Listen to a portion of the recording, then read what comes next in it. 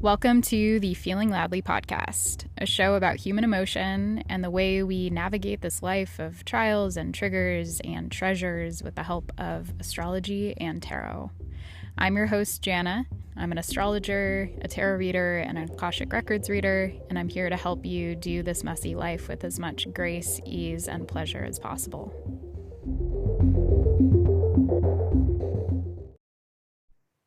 Hello, sweet beings. Welcome to episode 8 of our 22 Days of Tarot series. And I don't know why I'm laughing. I keep laughing when I start recording things this week. Everything I say just sounds kind of silly to me, so I'm enjoying laughing at myself. Not in a mean way, but today is our Chariot day. The Chariot comes after the Lovers, and today is it. And today really kind of reshaped my relationship to this card. I've always had kind of a strange relationship to the Chariot. It's felt kind of sterile to me, for lack of a better word. It's felt confusing, and the Chariot, more traditionally is about kind of heading off on this path, and you're kind of gathering what you need and preparing for this journey and setting your sights on where it is that you're going. And there's a sense of focus and purpose to it. And it comes after the Lovers when we've often made some kind of choice. And often it does have to do with connections, but not always. And then it's sort of like, now I gather myself and I look forward. And today, instead of having all these insights drop down into my noodle, I instead had a lot of visions coming through.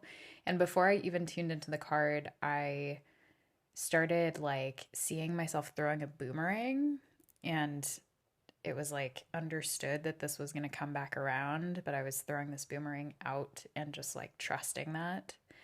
And then I saw myself walking through a rainforest on an island and clearing a path with a machete. And I was clearing this path and walking through this really dense brush, and then opened up onto a beach, and I saw the Two of Cups there, which is a card about connection and love. And so it was like I was clearing this path in front of me that almost brought me back to the Lovers, but it was different. It was more expansive. And after seeing this Two of Cups image of this couple on the beach, I then actually turned over to the card, because all of these were just images I was getting as I was sitting with the prompt and sitting kind of eyes closed with the card in my hand, which is part of our practice. But then when I actually opened my eyes and looked at the card, I saw this V shape, like a flying V, and birds within that V on the portals card. And we see bird wings, and they're gold, and there's this curving path that's below these images, kind of down on the ground. And it has this feeling that there's this looping or spiralic sort of journey that we're on, where again, the boomerang message coming back, things coming back around and maybe returning to a place we've been already, or regrouping and kind of clearing a new path towards something that we want. And when I saw all these birds flying, and they look like seagulls that are flying in this image, actually before I even opened my eyes, I saw a V in this shape. And then I opened my eyes and I was like, yeah, cool. It's a V. And there's something significant about that, thinking about birds and the way that they form a flying, I think that's what it's called, right? A flying V, when they're in the air and they form that V shape. And then seeing the images of these birds, and suddenly I was like, oh, I'm going toward my community. I'm going toward love, and I'm going toward my community. And that can be love in the form of a couple, being partnered. That can be love in the sense of being surrounded by love in community and in connection that's more expansive than romantic love alone. And it just really kind of brought me zoom into this vision that I've had for a long time actually. And it builds on itself and it reappears when it's kind of swirling back into my consciousness, about living in a a community, living in kind of like a cooperative living place where like couples or different people have their own places, but you're all sharing a big plot of land and like gathering and like living communally. And this one is by the forest, or it's in the forest by a river. And when I shared this vision in my Discord, I had like three or four other people chime in and say that they had a very, very similar vision for themselves. And I don't think that's all that rare to want that kind of thing these days, especially. But it was pretty detailed what I shared, and people were like, I have like a very, very, very similar vision. And so it was really powerful to hear all of these people kind of echo and build on this desire and that we wanted to be in the same sort of place. And some people were like, I think it's on a mountain, or I think it's like near a cliff, or like near a valley and near a river. And so there's like this whole expansive vision that it feels like we've been kind of cultivating on our own, but that also we're all meeting in this one place in this minute, which happens to be by Discord, and with all these cool, witchy, very awesome, like queer and rad and really cool, smart, brilliant people. And it felt really affirming and exciting to hear that they were having the same dreams and wanting similar things. And that sort of focus then bled into this future visioning exercise that I lead every month in Discord, where we pop on and do a sort of meditative practice to root ourselves in a future date, and to pick that date and to like really like imagine a day in the life and go through the process as if you're waking up until you go to bed. What do you do? Who do you see? Where do you go? And then you create this like single statement at the very end that kind of roots you in that vision that you can return to over and over again to help you make choices that draw you toward that path. And so it's manifesty, right? Like and there are some maybe like new agey kind of influences on that, but that's not the intent at all. It's practical is what it is. And I love practicality. I'm a fucking Taurus, bro. So I love like tangible action and spirituality that is rooted in the tangible, and like being able to refer back to a statement that helps you like make choices, everyday mundane choices that point you toward the future that you want, is super practical, but it's also spiritual. It gets us in the mindset of this future place that we want to be, and then we start acting from that place, and that is like super tangible. Like if I want to be in this type of home in the future with this type of partner, living this kind of life, what kind of person is already doing that? And then I act as if, and I start making choices as if I'm sort of like already living that kind of life. And that alters my behavior, and then it sets me down the path that I'm desiring. And it's sort of like that compass, like finding north. And so it, again, like very Chariot, very setting your sights on what you want, but starting to behave as if. And my oracle card for today was breath. And I was coming off of like feeling really sensitive earlier today. I had kind of like a tough emotional day, and it was hard, and I was feeling like kind of rocked and had a good cry about it. And like a good cry, and I love a good cry. And it felt very cathartic and good, and it helped kind of clear my head. And then I got this breath card and I got this vision, and the breath card is literally just that. It's about coming back to the breath and being able to sort of change your energy through your breathing pattern. And I did that, and it worked. And it usually does, because breathing's really important and it is super powerful. And it's just a tool that's already kind of in my toolkit that I can access at any point, but that I sometimes forget about and will, try a whole bunch of other stuff when really I just need to like sit my ass down and breathe a little bit.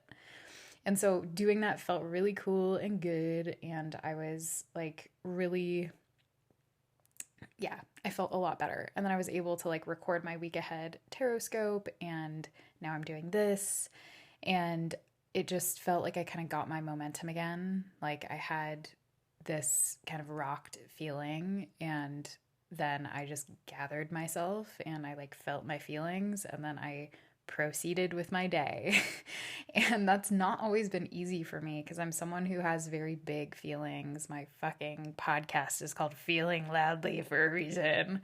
And my business name, like I'm a Leo moon square Pluto. And there's a whole bunch of other shit happening in there too. Lilith square my moon as well. And it's just, it can be a lot. I have very deep feelings, I have very big feelings, and it's taken me a long time to learn how to like self-soothe and how to care for myself through those waves of emotion. And the breath has been critical in that. And I say all of this because I think that this is chariot material. It's like how do I gather myself? How do I prepare for this next leg of the journey? How do I prepare for this next chapter? And that doesn't mean by bypassing our feelings or by like stuffing ourselves into little boxes or by beating ourselves up. It means like I check in with myself, I give myself space to feel my shit and to like be with myself. And then I reach into my toolkit and I grab something that can help me in this moment and I utilize it. And then I like experience relief and then I look forward and I keep moving. And I actually, when I was in like a fit of crying earlier, I looked over at this little collage vision board type thing that I had made. It just caught my attention, and the single like magazine clipping that popped out said, "Keep moving." And I was like, ah, as I'm sitting there crying. And that is good. That's good for me. It's really good for me because like I used to get very stuck in my feels and it would be really hard for me to budge because I wasn't fully feeling them and I didn't know how to do that, and then they would get tucked into my corners and would continue to impact me. And so like all of this feels extra important because the Chariot is a Cancer card. And that was always so confusing to me. Like, of course, you know, Cancer is cardinal water, so there's this like forward movement to it. But Cancer is at least not always characterized as being the sort of like get up and go getter, determined. Like that often falls more to its sister sign or polar sign, Capricorn.